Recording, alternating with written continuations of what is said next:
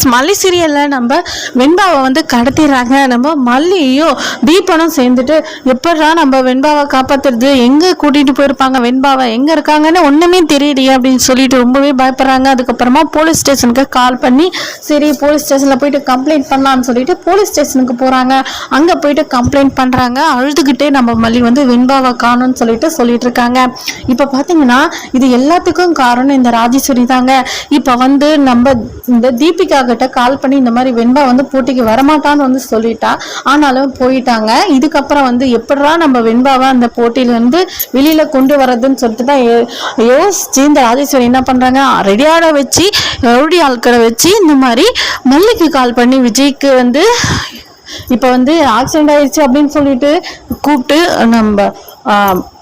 நம்ம மல்லியும் ரொம்ப பயப்படுறாங்க. பதட்டமா வந்து அங்கிருந்து நம்ம வெண்பாவும் கூடவே போயிடுறாங்க, தீபனும் கூட வராங்க. அந்த சமயத்துல தான் பிரச்சனை பண்ணி எப்படி வெண்பாவை கடத்திடுறாங்க.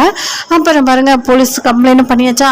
இப்போ வந்து போலீஸும் தேடுறதுக்கு அவங்களோட முயற்சி எடுத்துட்டு இருக்காங்க. நம்ம மல்லி வீட்டை வந்து எப்படியாச்சும் வெண்பாவை கண்டுபிடிக்குமே சொல்லிட்டு அதுக்கப்புறம் தான் என்னோட ஃபோனில் நல்லா தெரியும் வெண்பா வந்து எங்கே எடுக்கான்றது எனக்கு தெரியும் அப்படின்ற மாதிரி மல்லி சொல்கிறாங்க. அதை வந்து போலீஸ்கிட்ட சொல்கிறாங்க. சரி அப்படின்னா ஃபஸ்ட்டு கண்டுபிடிக்கலாம் அப்படின்ற மாதிரி போலீஸ் சொல்கிறாங்க.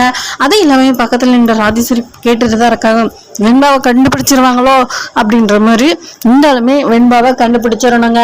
இப்போ இந்த விஷயம் மட்டும் நம்ம மல்லி வந்து வெண்பாவை ஸ்கூலுக்கு கூட்டிகிட்டு போனது, இந்த மாதிரி கடத்திட்டது, இந்த விஷயம்லாம் நம்ம விஜய்க்கு தெரிஞ்சா நம்ம மல்லியை சும்மா விடுவாங்களே. நம்ம விஜய் போகக்கூடாதுன்னு சொல்லியும் எதுக்காக கூட்டிகிட்டு போனேன்னு சொல்லிட்டு தான் நம்ம மல்லிக்கு தான் திட்டு விழும். இதை எப்படி தான் நம்ம மல்லி சமாளிக்க போகிறாங்கன்னு தெரியல. இருந்தாலுமே நம்ம வெண்பாவை கூடி சீக்கிரத்தில் கண்டுபிடிக்கணும். அதுக்குள்ளே அந்த டைம் ஸ்கூலில் அந்த போட்டி ஆரம்பிக்கிறதுக்குள்ளே கண்டுபிடிச்சிட்டா கண்டிப்பாக வந்து அந்த ரன்னிங் ரேஸில் நம்ம வெண்பா வந்து கலந்துக்கணும்.